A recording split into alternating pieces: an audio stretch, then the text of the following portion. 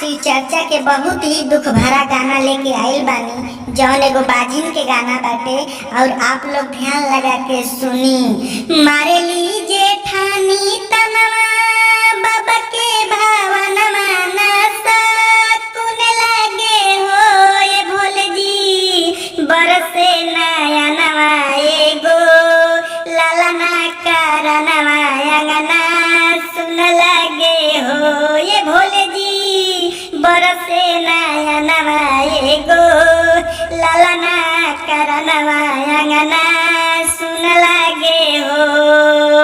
और सासु ननदी रोज मारे लिताना, देवरो भी घर से भगावेले, कईनी कवनी कसुरवा ये भोले जी, सैया जी रोज गरियावेले।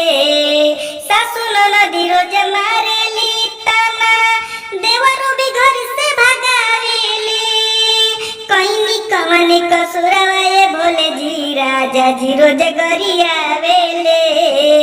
बरसे नया नवा सुनी ननदो के तनवा दुनो जुन लागे हो ये भोले जी, बरसे नया नवा एगो लालना करनवा अंगना सुन लागे हो ये भोले जी, बरसे नया नवा एगो लालना करनवा अंगना सुन लागे हो।